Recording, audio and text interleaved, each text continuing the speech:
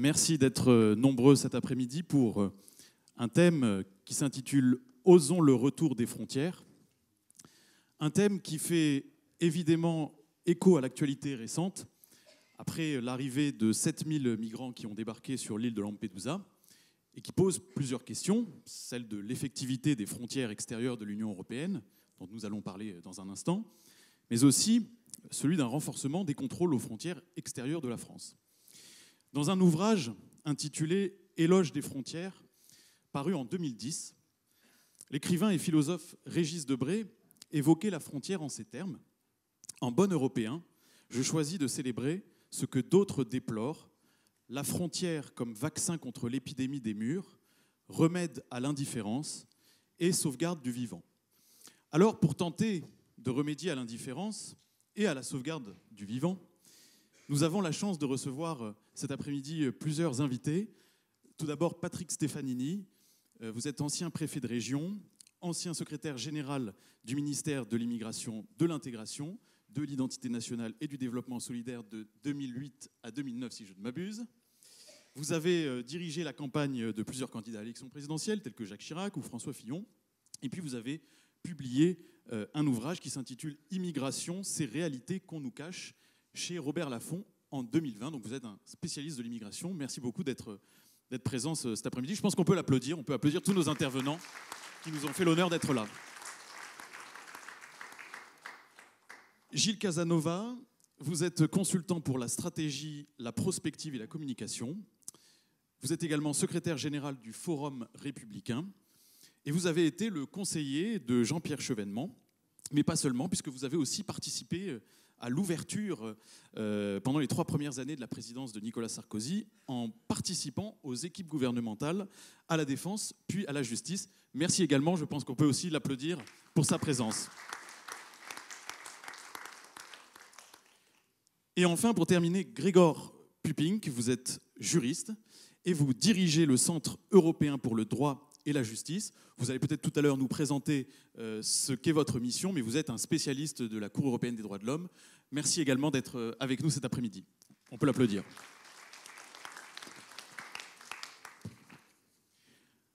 Alors, pour cette première question, premier tour de table, je vais m'adresser peut-être à vous pour commencer, Monsieur Stefanini, puisque dans une tribune récente qui est parue dans le Figaro Vox, vous dites que les malheurs de l'Italie sont les nôtres.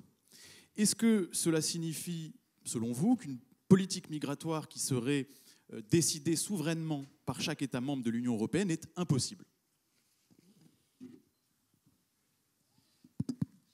D'abord, merci beaucoup pour votre invitation et merci pour votre présence nombreuse à cette première table ronde de l'après-midi. Alors, je vais d'abord rebondir sur le titre de la table ronde, le retour des frontières. En 1986, les États membres de l'Union européenne ont signé ensemble ce qu'on appelle l'acte unique européen. Et cet acte unique européen, il prévoyait la création d'un espace sans frontières intérieures, donc d'un espace de libre circulation à l'intérieur de l'Union européenne. L'acte unique a ensuite été prolongé par le traité de Maastricht et en 1995, on est passé, si j'ose dire, aux actes en supprimant les contrôles aux frontières intérieures à l'intérieur de l'Union européenne.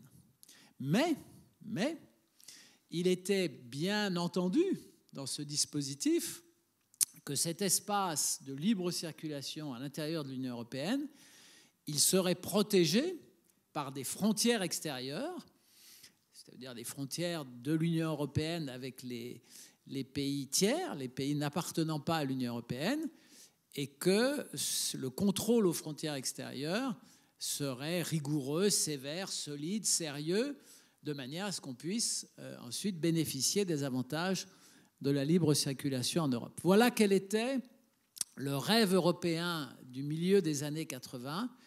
Et force est de constater, il faut que nous nous interrogions cet après-midi sur les raisons pour lesquelles les choses ont mal tourné, force est de constater qu'à bien des égards, ce rêve est devenu, pour les dirigeants des pays européens, pour les migrants et pour les populations européennes, une forme de cauchemar.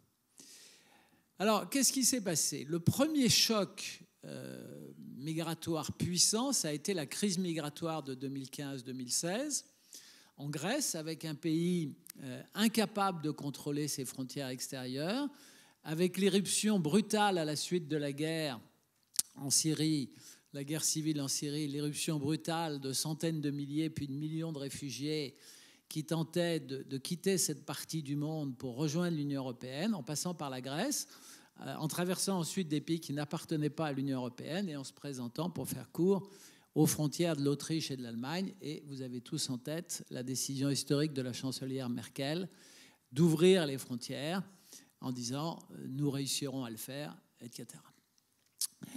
Et puis, quelques années plus tard, on constate que malheureusement, le dispositif européen de contrôle de la frontière extérieure n'est pas performant, que notamment nous avons du mal à gérer des afflux subis de demandeurs d'asile parce que l'Union européenne ne s'est pas organisée pour traiter à sa frontière extérieure les demandes d'asile ou les demandes de titre de séjour. Et par voie de conséquence, alors on le voit de manière caricaturale sur l'île de Lampedusa. L'île de Lampedusa, c'est 20 km². 20 km², c'est une population permanente de 6 000 habitants. Et donc, quand des flux de migrants venus de Libye ou de Tunisie arrivent à Lampedusa, c'est à 150 ou 160 miles de la frontière tunisienne, donc c'est relativement facile d'accès. L'île de Lampedusa est débordée. Les autorités italiennes n'ont pas d'autre ressource que de transférer ces migrants soit vers la Sicile, soit vers la partie continentale de l'Italie. Et ensuite, on ne peut plus exercer de contrôle à la frontière puisque par définition, ils sont à l'intérieur du territoire européen. On leur applique la directive retour, dont nous aurons l'occasion de reparler. Et cette directive retour, elle prévoit simplement qu'on peut inviter les ressortissants étrangers en situation irrégulière à quitter le territoire européen en leur laissant un délai pour ce faire. Naturellement, les intéressés, dans leur grande majorité, ne le font pas et à partir du territoire italien, se dirigent vers la Suisse, vers l'Autriche et singulièrement vers la France. Alors, vous allez me dire, c'est pas grave, on a rétabli les contrôles aux frontières intérieures. Et c'est vrai, depuis 2015, depuis novembre 2015, alors c'était à la fois la COP qui se déroulait à l'époque en France, et puis c'était les tragiques attentats de novembre 2015. Pour ces deux raisons, la France a décidé de rétablir, comme le prévoient les accords de Schengen, de rétablir les contrôles aux frontières intérieures. Alors les accords de Schengen prévoient que ce rétablissement est temporaire, et ça va bientôt faire 8 ans que ça dure. Est-ce que pour autant on est protégé par le rétablissement des contrôles aux frontières intérieures? Je réponds que non, parce que ces frontières intérieures ne sont pas, sur le plan juridique, de véritables frontières. Ce sont, si j'ose cette formule, des frontières de deuxième classe ou des sous-frontières. Les possibilités de contrôle, je ne parle même pas de la difficulté physique qu'il y a pour la police française ou la douane française à contrôler, par exemple, la frontière franco-italienne ou la frontière franco-espagnole, puisque ce sont nos deux principales frontières terrestres avec nos voisins européens. Il y a aussi la frontière avec la Suisse, l'Allemagne, etc. Mais enfin, les plus sensibles, c'est l'Italie et l'Espagne. Donc, c'est déjà physiquement difficile de contrôler ces frontières intérieures. Et juridiquement, une série de décisions, dont la dernière date d'il y a 2 jours, décision de la Cour de justice de l'Union européenne, aboutit à faire en sorte que les contrôles exercés par la police et par la douane ne peuvent pas déboucher sur le renvoi pur et simple des étrangers interpellés à la frontière intérieure vers l'Italie ou vers l'Espagne, mais à nouveau vers l'application de la directive retour. Donc on a aujourd'hui un dispositif qui est doublement en trompe-l'œil. On a créé un espace de libre circulation. On a suspendu cette libre circulation à partir de 2015, mais en pratique, ça ne marche pas. On est à la fois débordé sur plusieurs de nos frontières extérieures et singulièrement sur les frontières maritimes de l'Italie, et on a énormément de mal de tirer des conséquences effectives des quelques contrôles qu'on exerce sur nos frontières communes avec nos voisins européens. Voilà comment je voulais introduire le sujet. Merci beaucoup pour cette première intervention. On comprend donc dans votre intervention qu'il y a une certaine étanchéité à la fois des frontières intérieures de l'Union européenne mais aussi extérieures. Et je vais donc vous poser la question, Gilles Casanova, en citant un peu pour vous provoquer Jacques Attali il y a quelques jours dans une émission qui a dit que d'un point de vue global, l'Europe est une passoire. Alors êtes-vous d'accord avec lui ? Oui, de manière évidente. On voit bien qu'il y a un ensemble de dispositifs qui font système. On a, dans ce processus de la migration, il faut comprendre comment il se structure. D'abord, on a un rapport de l'ONU qui nous dit que 80% des passeurs sont des fonctionnaires des pays d'origine ou des personnes liées aux fonctionnaires des pays d'origine. C'est-à-dire que nous avons, dans un certain nombre de pays, des dirigeants qui ne sont pas des démocrates, qui n'ont pas l'intention de se faire embêter par des oppositions et qui pensent que tous les petits malins qui pourraient constituer une opposition, il faut les projeter vers l'extérieur. Donc, dans ces pays, on vend le mythe du paradis européen et singulièrement le paradis français dans les zones francophones, puisque c'est particulièrement intéressant d'arriver en France quand on est un étranger en situation irrégulière. Alors, la deuxième étape, c'est que ces passeurs, une fois qu'ils organisent leur activité, il leur faut un peu d'argent. Ils l'ont par les familles des gens qui s'en vont. Ils l'ont aussi par ceux qui vont en route, soit les utiliser comme esclaves sexuels pour les femmes, mais qui ne sont pas très nombreuses, ou comme esclaves tout court en Libye ou ailleurs pour les autres. Et puis, à un moment, on va les jeter en mer. Et là intervient une autre étape, c'est celle des ONG qui, au nom de la solidarité humaine, vont terminer le voyage vendu par les passeurs et ils vont arriver ici où des directives font que nous allons les enregistrer. Ils vont être sur le continent européen, on va leur demander s'ils veulent partir, ils vont dire non. Et ensuite, un dispositif un peu plus complexe fait que chaque fois qu'ils passeront une frontière, on le sait depuis 2 jours, à chaque fois, on doit leur dire « ce serait bien de partir » et s'ils disent non, c'est non. Et ensuite, il ne leur reste plus qu'à rester. Alors, pour vous donner une idée des flux, parce que ça apparaît comme un peu abstrait, mais il y avait 1620 demandeurs d'asile en 1973. Dans la crise de 2015, au plus fort de cette crise, il y en a eu 59 000. En 2022, il y en a eu, je ne vais pas vous dire une bêtise, 156 103. Donc, on a triplé cette demande. On n'est plus du tout dans la demande d'asile des combattants de la liberté qui se tournent vers la France. On est dans autre chose. On est dans un processus qui s'est emballé, dans lequel on a une situation où tout annonce à ceux qui arriveront au bout d'un jeu mortel qu'ils vont être dans une forme de confort, parce que la réalité des équilibres monétaires fait que le simple RSA ou la simple aide qui va être donnée aux demandeurs d'asile peut correspondre à 2 fois ou 3 fois le salaire moyen des pays d'origine. Donc, ce fonctionnement, cet appel d'Eldorado pour des gens qui pourraient être les contradicteurs des régimes dans leur pays d'origine va fonctionner parfaitement. On peut y ajouter que le chaos du monde est aussi une réalité et qu'il se déverse par ce biais et que nous sommes absolument hors d'état d'agir. Le système qui est structuré par l'Union européenne est entièrement fait pour ne pas permettre d'agir. Alors, personnellement, je vois d'abord le fait que c'est le produit d'un manque de réflexion, mais ensuite, la fonction a créé l'organe. Aujourd'hui, on voit bien que ces gens recrues d'épreuves qui ont subi les pires horreurs et souvent échappé de très peu à la mort, quand ils arrivent ici, ils vont accepter n'importe quel travail, dans n'importe quelles conditions, ce qui est une aubaine pour un certain nombre d'employeurs qui ont envie de faire diminuer drastiquement les salaires dans leur secteur. Et puis, à partir du moment où on en a un certain nombre, on entre dans le remplacement.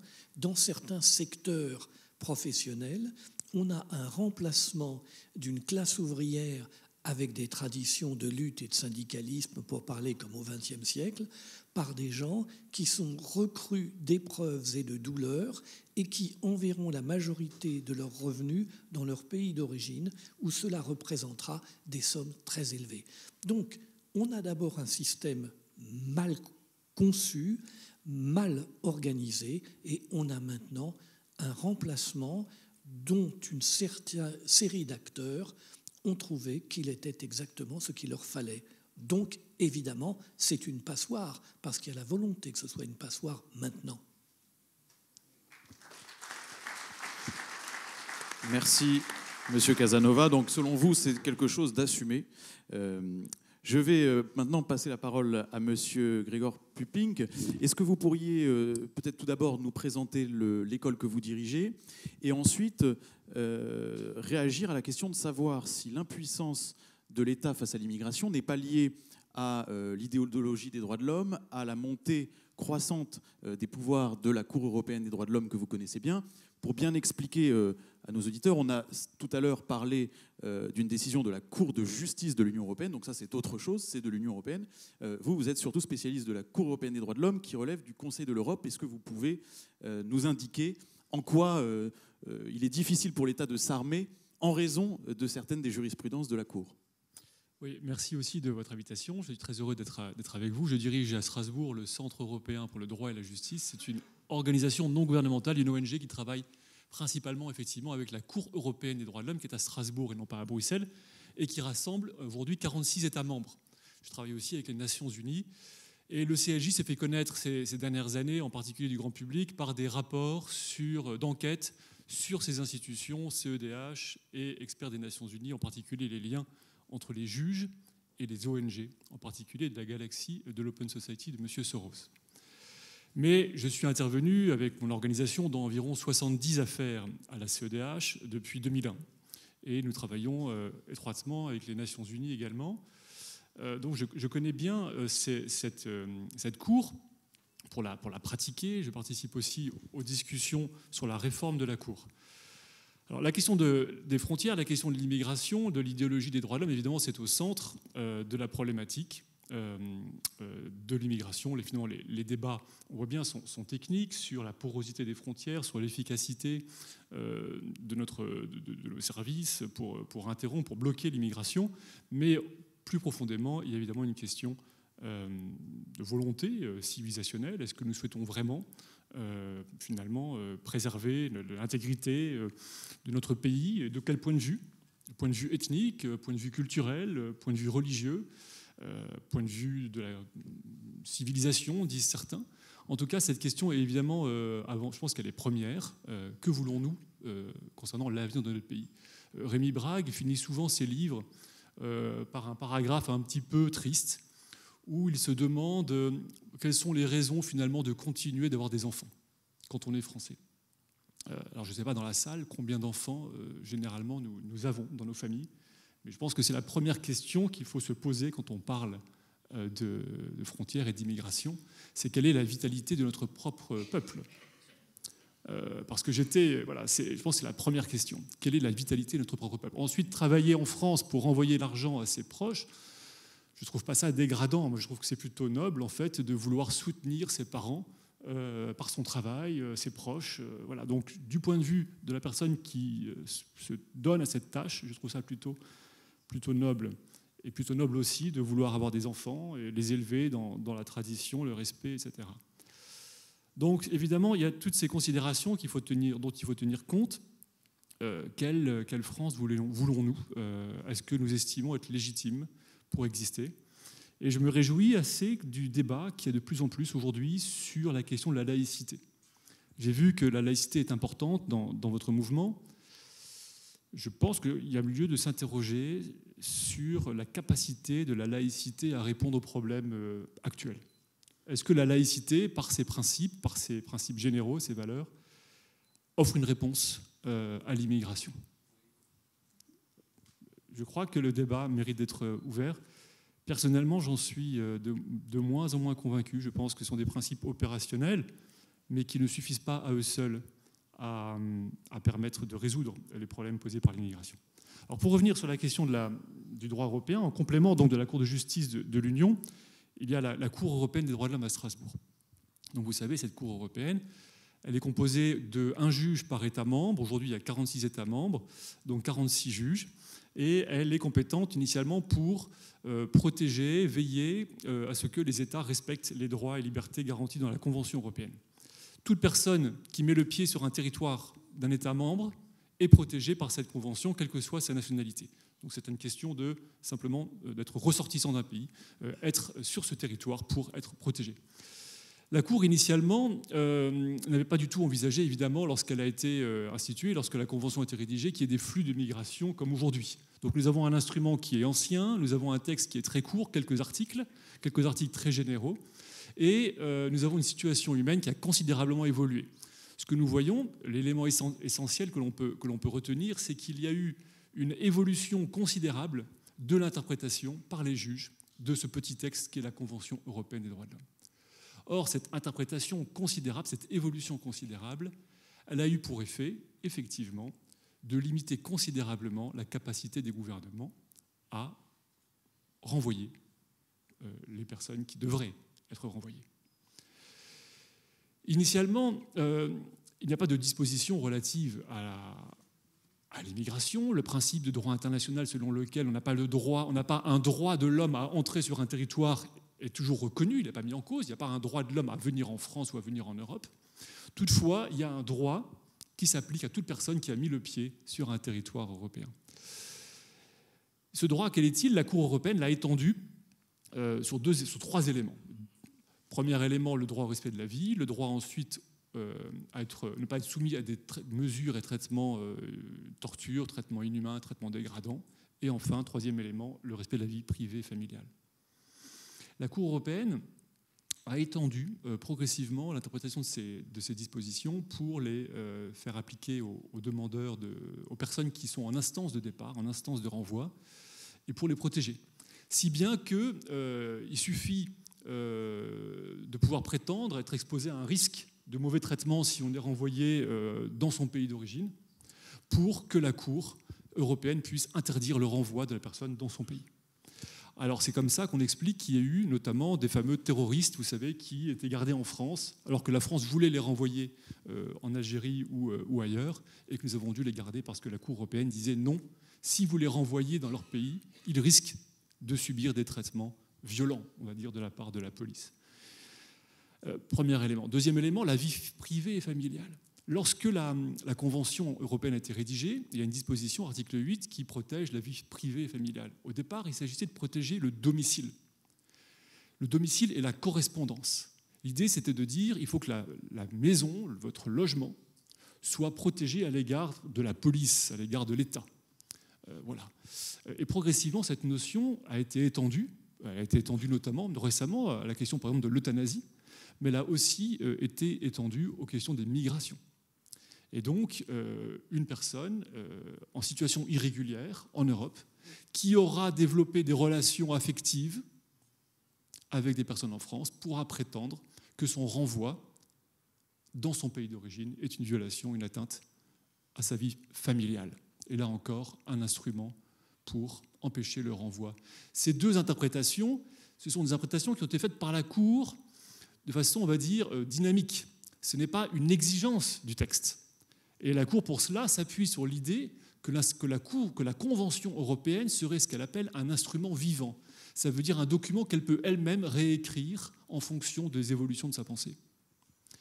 Le troisième élément central, qu'elle a aussi, on va dire, développé, c'est ce qu'on appelle les mesures provisoires, article 39 de son règlement. Et là, c'est un élément essentiel, je pense que les politiques en France devraient s'en saisir, comme le font les politiques au Royaume-Uni. Les mesures provisoires, qu'est-ce que c'est ? N'importe quelle juridiction française peut très bien ordonner de surseoir à faire telle ou telle chose en attendant de pouvoir juger sur le fond. C'est ça une mesure provisoire. Quand une juridiction française le fait, en général, elle le fait après un débat, après un échange entre les parties. À Strasbourg, c'est différent. Si vous êtes un réfugié, un prétendu réfugié, un demandeur d'asile qui a été refusé, donc en instance de renvoi, vous pouvez, jusqu'à la dernière minute, envoyer un email à la CEDH, article 39, il y a une procédure spéciale, en disant « s'il vous plaît, bloquez mon renvoi en attente de l'examen de mon recours sur le fond à la CEDH ». Généralement, la CEDH accepte très largement de bloquer sans examen sur le fond. Cette capacité à imposer des mesures provisoires que la Cour européenne déclare contraignantes, eh bien, c'est une invention de la Cour européenne. Il n'y a pas du tout de disposition conventionnelle qui impose le caractère obligatoire, et c'est aussi un développement de la jurisprudence. Donc ces différents éléments, en fait, par l'activisme de la Cour, par sa bonne volonté, on va dire, son soutien à l'immigration, ont conduit les gouvernements à ne plus pouvoir expulser, mais ce qui est important à retenir, c'est que ces différents éléments ont été développés par les juges, ne sont pas de nature conventionnelle, et donc les gouvernements, s'ils le souhaitaient, pourraient s'y opposer. Merci beaucoup, Grégoire Pupink. Je vais maintenant vous poser la question, puisqu'on a parlé donc du diagnostic. Finalement, qu'est-ce qu'on peut faire concrètement ? Puisque normalement, la souveraineté, notre thème d'aujourd'hui, c'est la souveraineté, et Jelinek disait la souveraineté, c'est avoir la compétence de sa compétence. Bon, est-ce qu'on a encore vraiment une compétence en matière de souveraineté, en matière d'immigration ? Vous avez dit, Monsieur Stefanini, dans la tribune que j'ai citée tout à l'heure, qu'en réalité, notamment sur le droit de la mer et la question de Lampedusa, le droit de la mer applicable devrait permettre de renvoyer les migrants illégaux, non pas vers le port le plus proche, comme ça a pu être dit dans le débat public, mais dans un port sûr qui n'est pas forcément le port le plus proche de proximité. Alors, est-ce que selon vous, il est possible de renvoyer aujourd'hui les migrants illégaux et comment faire ? Alors, d'abord, je voudrais souligner qu'une des difficultés que nous avons à gérer dans la maîtrise de l'immigration à l'échelle européenne, ce sont les perspectives démographiques de l'Europe. Alors, la France n'est pas trop mal lotie. Jusqu'à il y a 4 ou 5 ans, on assurait à peu près le renouvellement des générations en France. Il y a un indicateur qui s'appelle le taux de fécondité, enfin l'indicateur conjoncturel de fécondité. Quand il est à 2 ou à 2,1, on renouvelle les générations. Donc ça veut dire qu'on a une population active qui se maintient et qu'on n'a pas besoin de main-d'œuvre supplémentaire. Mais la plupart des pays européens sont dans une situation dramatique sur le plan démographique. C'est le cas notamment de nos voisins italiens et espagnols, c'est le cas de la plupart des pays d'Europe centrale, c'est le cas de l'Allemagne.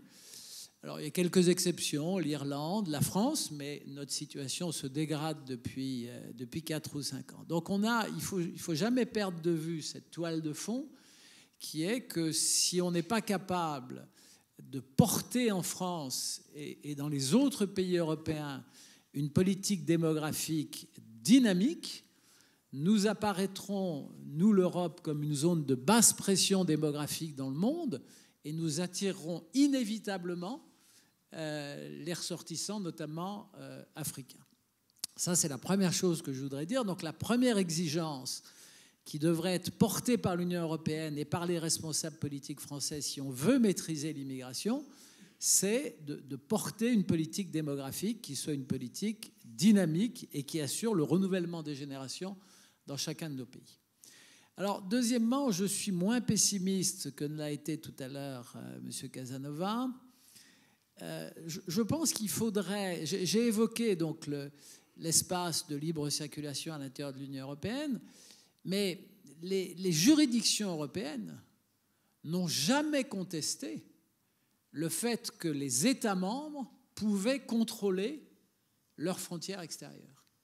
Et la Cour européenne des droits de l'homme, notamment, a rendu des arrêts. Je pense notamment à des arrêts sur Ceuta et Melilla, qui sont des arrêts extrêmement clairs, disant que Ceuta et Melilla, c'est 2 enclaves espagnoles au Maroc, qui sont régulièrement prises d'assaut par des migrants qui cherchent à pénétrer dans ces 2 enclaves, parce que s'ils y parviennent, tout en étant sur le territoire de l'Afrique, ils sont en fait en Espagne et donc en droit sur le territoire de l'Union européenne.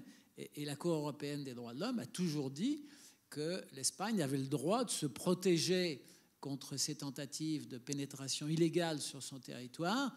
Et elle l'a fait, je parle sous votre contrôle, dans des termes dénués d'ambiguïté et qui reconnaissaient le droit aux autorités espagnoles de refouler sans formalisme juridique particulier les migrants qui tentaient de franchir illégalement la frontière extérieure. Donc pour moi, la priorité absolue pour l'Union européenne, ça devrait être de construire un véritable contrôle de ses frontières extérieures. Et pour construire ce contrôle de nos frontières extérieures, il faut accepter de faire ce que la Grèce a fait sur une île qui est située à quelques kilomètres des côtes turques, qui est l'île de Lesbos, île sur laquelle les autorités grecques, après avoir eu beaucoup de difficultés, mais depuis quelques années, la situation est stabilisée, les Grecs ont construit à Lesbos un centre d'accueil des ressortissants étrangers. Dans ce centre d'accueil, il y a un hôpital, il y a une école, il y a aussi un centre de rétention. Et les migrants qui, en provenance de Turquie, arrivent à Lesbos, ils restent à Lesbos pendant tout le temps de l'instruction de leur demande d'asile, pendant tout le temps de l'instruction de leur demande de titre de séjour, et ils ne sont transférés vers la partie continentale de la Grèce que s'ils ont obtenu satisfaction. Si, en revanche, ils sont déboutés de leur demande, ils sont placés en rétention, et à partir de là, la Grèce essaye de les renvoyer soit en Turquie, soit vers leur pays d'origine. C'est ce modèle qu'il faut transposer partout dans les pays de l'Union européenne, et singulièrement en Italie. Je signale au passage que la France est dotée depuis de très nombreuses années d'une législation qui permet d'assurer ce contrôle. À l'aéroport de Roissy, quand des migrants arrivent à l'aéroport de Roissy et que, démunis des documents nécessaires pour être admis en France, ils ont le réflexe de demander l'asile, eh bien, ils sont maintenus à Roissy dans ce qu'on appelle une zone internationale. Il y a une procédure spécifique qui est une procédure qui est parfaitement encadrée, qui donne le pouvoir de décision au ministre de l'Intérieur, mais qui est obligé de consulter l'OFPRA. Donc en pratique, c'est l'OFPRA qui prend la décision. Donc le respect des droits de l'homme et le respect du principe de non-refoulement, le respect du principe selon lequel on doit examiner une demande d'asile avant de renvoyer l'intéressé s'il est débouté. Tout ça est assuré. Et à la fin des années 2000, sous la présidence de Nicolas Sarkozy, ce dispositif a été étendu aux frontières terrestres et maritimes de la France.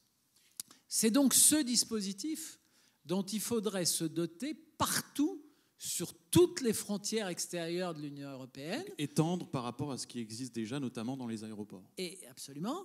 Et la difficulté de l'Italie, c'est que l'Italie s'est pensée pendant des années comme un pays de transit, comme un pays qui, certes, à cause de sa proximité avec les côtes libyennes et tunisiennes, accueillait un maximum de migrants, mais c'était des migrants qui n'avaient pas vocation à rester en Italie. D'ailleurs, quand vous regardez le classement des pays européens en fonction du nombre de demandes d'asile qui leur sont adressées, l'Italie vient très loin derrière l'Allemagne, la France, l'Espagne, etc. Parce que l'Italie a toujours été un pays de transit.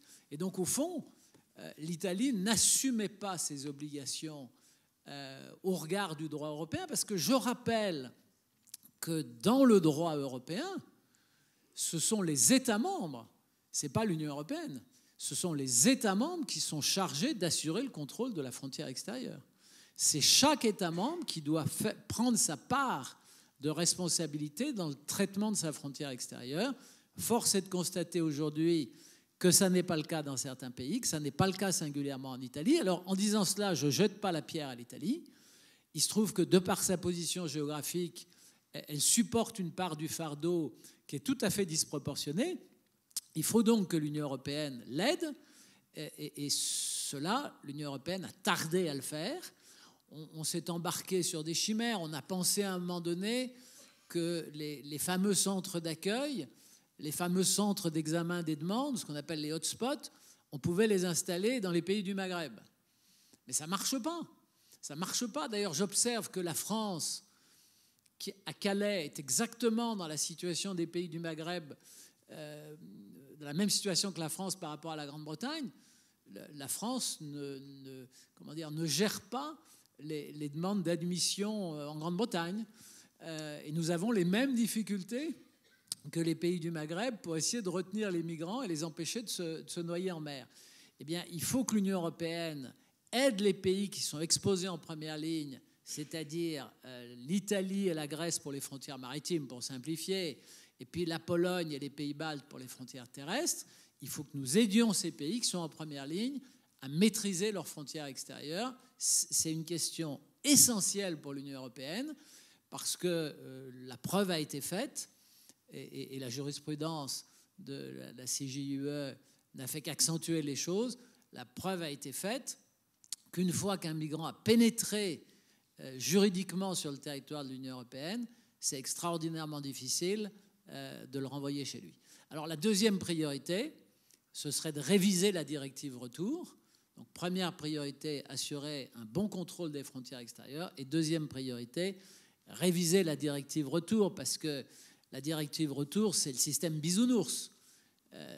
Oui, puisque la décision de l'arrêt de la Cour de justice d'il y a quelques jours remettrait en cause votre proposition, puisque en application de la directive retour, les migrants, on ne pourrait pas raccompagner immédiatement les migrants dans des pays voisins. Pas tout à fait, parce que la décision de la Cour de justice, elle porte sur les frontières intérieures, alors que moi, j'ai prôné un renforcement des contrôles aux frontières extérieures. Mais la directive retour, elle est applicable partout sur le territoire de l'Union européenne, et elle s'applique à n'importe quel ressortissant qui a réussi à franchir la frontière extérieure d'un État membre, qui se trouve sur le territoire de l'Union européenne. Il est en situation irrégulière et la directive retour dit, ce qui est extraordinaire, dit, pour l'éloigner, sauf cas exceptionnels, etc., de menaces pour l'ordre public, il faut laisser à ce ressortissant étranger en situation irrégulière, il faut lui laisser un délai pour quitter le territoire et il faut l'inviter à quitter le territoire européen dans ce délai. Ça participe quand même d'une certaine naïveté, c'est le moins qu'on puisse dire, dans la gestion des flux migratoires, et d'une certaine naïveté, c'est également le moins qu'on puisse dire, dans ce qui fait la personnalité humaine depuis la nuit des temps. Alors, une réaction, Grégor Pupink, et j'élargis en même temps le débat pour rappeler qu'en ce moment, au moment où nous parlons, le pape est en visite à Marseille, et je vais vous faire aussi réagir à un de ses propos qui a été cité aujourd'hui. Il dit que pour lui, les migrants ne nous envahissent pas, ils cherchent hospitalité. Êtes-vous d'accord avec cette phrase? Peut-être d'abord une réaction au propos de M. Stéphanie. Effectivement, une réaction, oui. Donc le principe de droit international, il n'y a pas de droit pour un étranger de venir dans un territoire, ça existe. Le principe inverse, en droit international, il y a un droit en fait à quitter son pays, mais pas un droit à entrer dans un autre pays. Donc la Cour européenne le dit bien, elle est bien nette aussi pour l'Espagne, mais tout le problème, c'est le refoulement. La Hongrie a encore été condamnée et elle est vraiment sous pression du Conseil de l'Europe. Pourquoi? Parce que vous savez bien Orban a mis ces grandes barrières, ces grands murs de barbelés, et ils ont procédé parfois à des refoulements de personnes qui escaladaient les barbelés. Et maintenant, donc, le Conseil de l'Europe demande à la Hongrie de modifier sa politique. Alors, quelle est la limite finalement entre la défense des frontières et le refoulement? Effectivement, c'est difficile. On voit bien qu'on incite aussi par cette politique de protection dès qu'ils ont mis un pied sur le territoire à prendre aussi tous les risques pour venir chez nous, y compris à passer des barrières de barbelés infranchissables. Mais ça, moi, je suis convaincu. Vous pouvez organiser tous les dispositifs possibles et imaginables. Moi, j'avais proposé, par exemple, que les demandes d'asile puissent être examinées dans nos consulats à l'étranger. La France est un des pays au monde qui a le plus vaste réseau consulaire dans le monde, avec les États-Unis et la Grande-Bretagne. Donc, on a des consulats dans la plupart des pays, y compris dans des pays qui sont en proie à des guerres civiles, à des guerres tout court, etc. Et puis par ailleurs, les migrants qui se dirigent vers l'Union européenne, avant d'y arriver, ils transitent par des pays qui ne connaissent pas de guerre civile, dans lesquels les consulats de France sont librement accessibles, etc. Donc on pourrait tout à fait imaginer d'imposer aux migrants de faire leur demande d'admission au séjour ou leur demande d'asile dans nos consulats. Et les procédures à la frontière constitueraient en quelque sorte l'ultime étape pour ces ressortissants pour utiliser des procédures légales pour accéder au territoire européen. Donc ça, on peut le faire, on ne le fait pas assez, il faut le développer, mais ça n'empêchera jamais un certain nombre de migrants de tenter leur chance de manière irrégulière. Et là, vous avez raison de souligner que par rapport à ces migrants qui réussissent à franchir irrégulièrement les frontières extérieures de l'Union européenne, eh bien, il faut avoir des dispositifs de retour efficaces, et nous ne les avons pas. Et ça n'est d'ailleurs pas, je suis obligé de le dire, la responsabilité première des juridictions européennes. La directive retour, la Cour de justice en tient compte lorsqu'elle est amenée à statuer sur les dossiers qui lui sont soumis, mais ce n'est pas la Cour de justice qui a rédigé la directive retour et qui l'a imposée aux États membres. Oui. Alors, encore un élément simplement à tenir, enfin un élément aussi d'actualité, c'est en lien avec les mesures provisoires, la question du Royaume-Uni. Le Royaume-Uni a pensé externaliser aussi ses demandeurs d'asile, avec le fameux projet d'établir des lieux au Rwanda.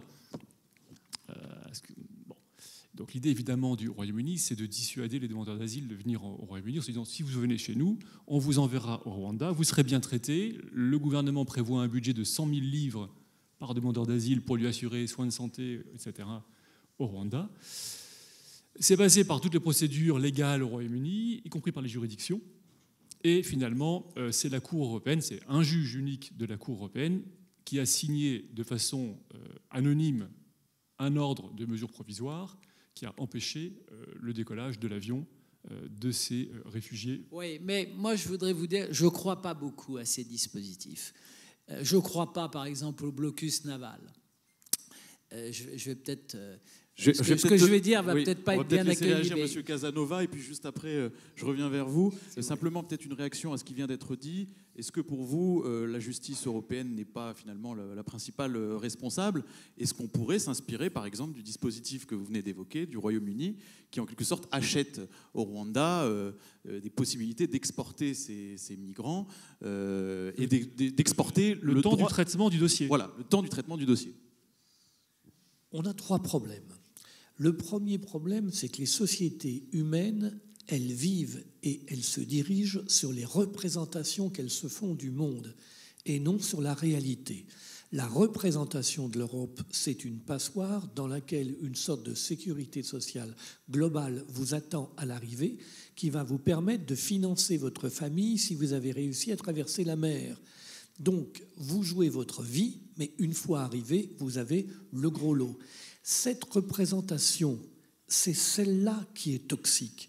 C'est celle-là qui les conduit à tenter la mort en Méditerranée et à trouver la mort en Méditerranée. Ce n'est pas pleurer avec le pape sur le fait que c'est terrible qu'il meure qu'il faut faire, c'est casser cette représentation.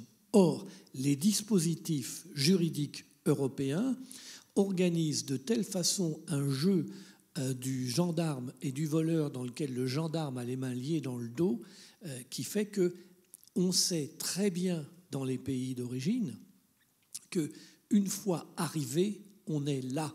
Et comme dit la chanson, on est là, on est là. Et donc ça, c'est le premier pan. Deuxième pan, c'est la question fondamentale de notre côté, c'est celle de la natalité. Nous avons un dispositif où pour le premier enfant, on a un petit quelque chose, pour le deuxième, on a un pas grand-chose, et ça commence au troisième, au quatrième, au cinquième, au sixième. C'est-à-dire qu'on finance des familles qui, culturellement, sont des familles issues de l'immigration, et on dissuade des familles qui, culturellement, ne sont pas issues de l'immigration. Donc on a un système, une politique une politique sur la natalité qui est exactement l'inverse de ce qu'il faudrait. Il faudrait encourager massivement le premier enfant et le deuxième enfant et diminuer à partir du troisième.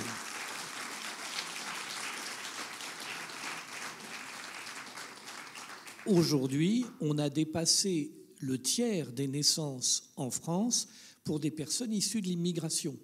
Mais probablement, on va aller plus loin encore si on ne modifie pas cet aspect. Et là, on est en face de ces deux dispositifs qui sont un problème majeur. Ensuite, la question des dispositifs juridiques eux-mêmes, mais c'est leur conception d'ensemble qu'il faut poser. C'est une réflexion sur est-ce qu'on est en face de gens qui demandent l'hospitalité. Regardez les images des envahissements de Ceuta et Melilla. Si vous pensez que c'est une demande d'hospitalité au sens de sa sainteté, vous avez une vision de la guerre qui est alors un moment convivial.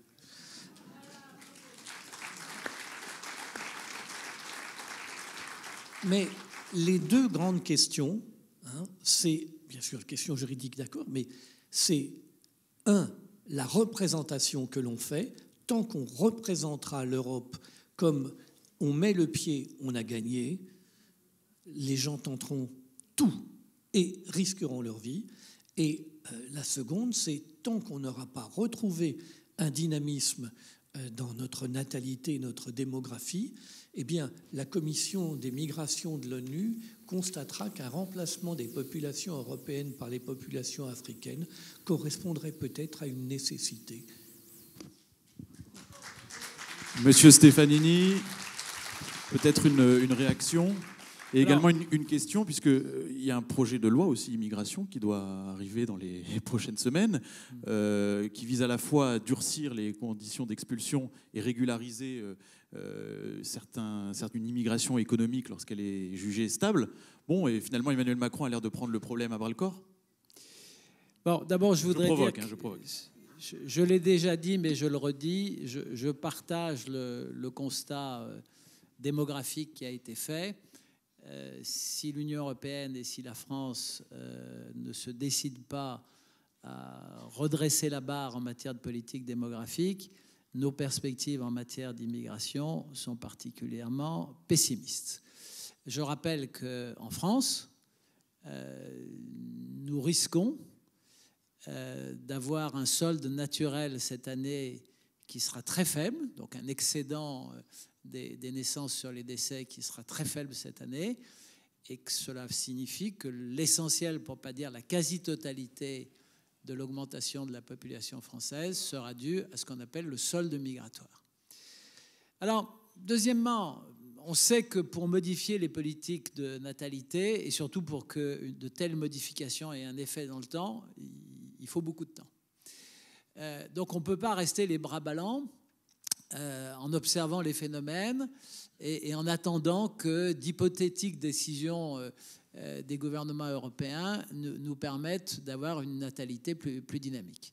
C'est la raison pour laquelle je crois que la question du contrôle des frontières, dont vous avez fait le thème de cet atelier cet après-midi, est absolument essentielle.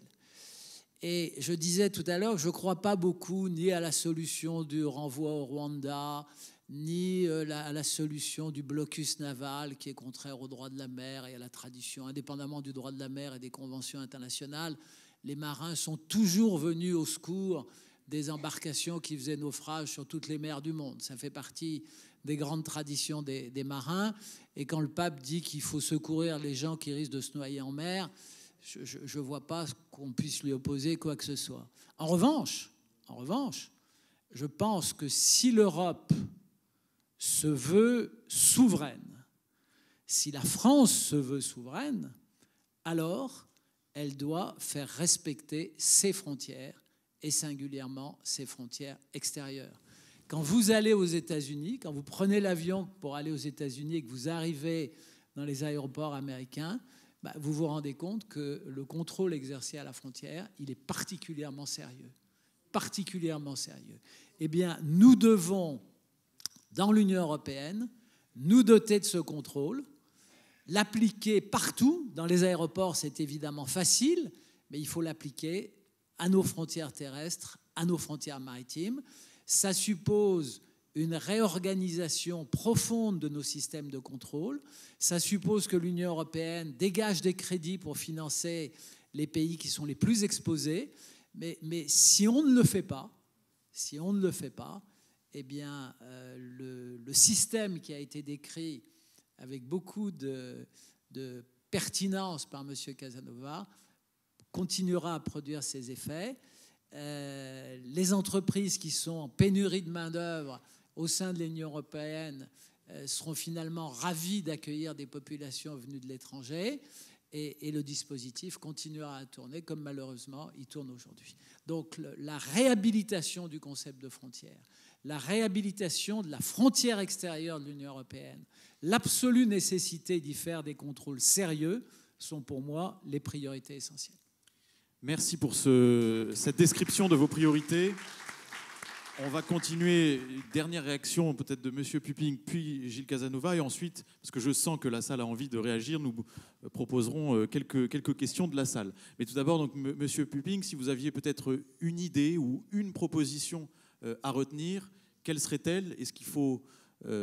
notre thème, c'est le retour des frontières. Donc, est-ce qu'il faut le retour des frontières extérieures, comme le propose M. Stefanini ? Est-ce qu'il faut, en plus, un retour, une sauvegarde de nos frontières nationales? Oui, l'idée que j'ai voulu avancer principalement, c'était sur cet article 39. Ça veut dire que j'invite tout le monde à regarder de plus près cet article 39 sur les mesures provisoires concernant permettant donc de bloquer le renvoi de personnes par la CEDH et par en particulier un juge unique.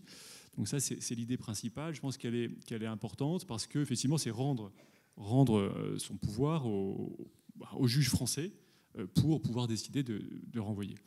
Et voilà. Et il y a matière à le faire parce qu'encore une fois, la Cour européenne s'est adjugé ce pouvoir qui n'est pas aucunement prévu dans la Convention. Et donc elle se l'est adjugé. On peut même dire qu'au départ, les États ont refusé de lui confier ce pouvoir.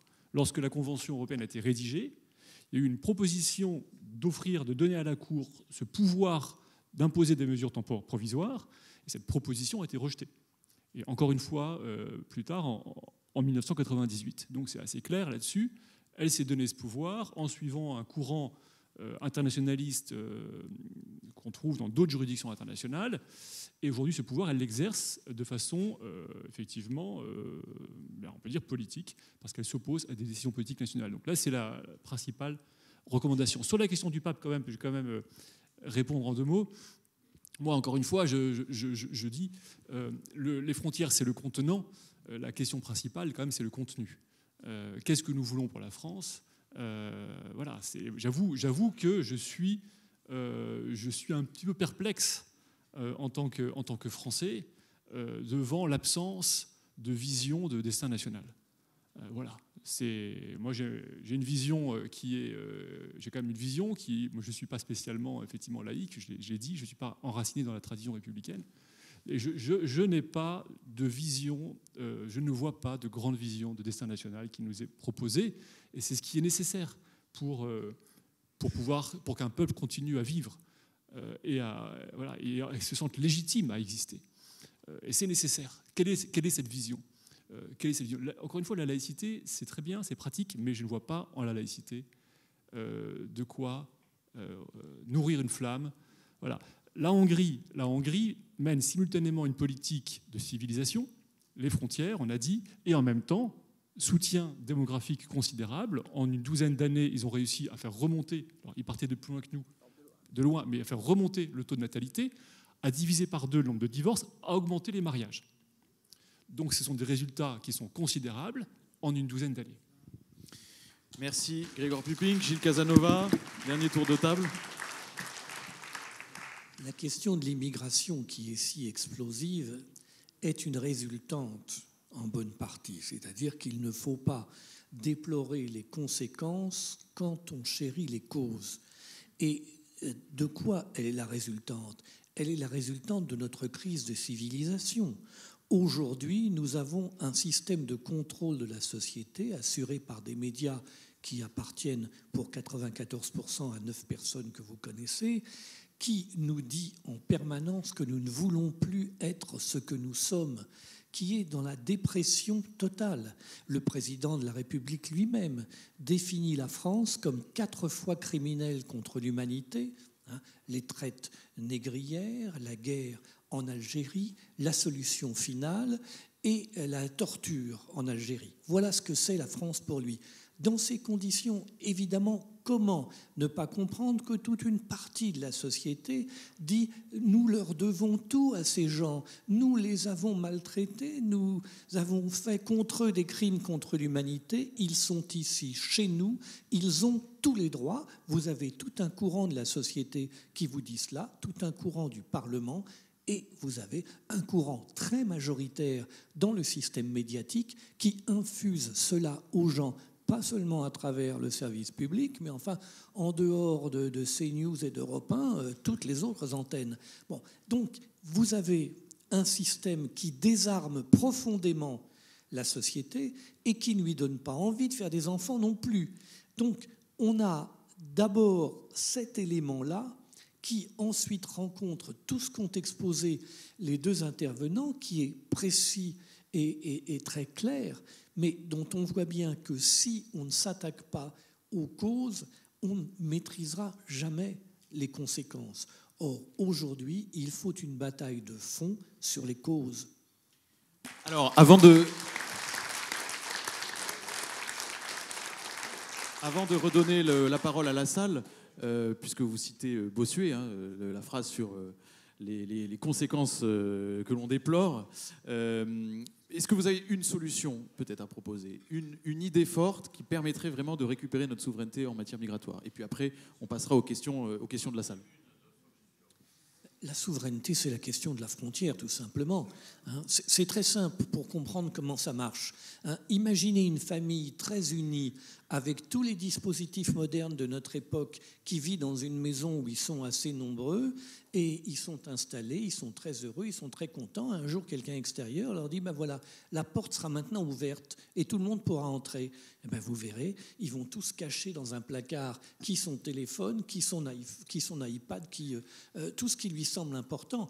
Et comme les jeunes n'auront pas la même vision de ce qui est important que les vieux et ceux qui sont à un âge intermédiaire, chacun réagira différemment, tous se regarderont en chien de faïence, la porte qui aura été ouverte aura mis fin à la fraternité, elle aura aussi réglé la question de l'égalité et elle leur aura appris leur liberté.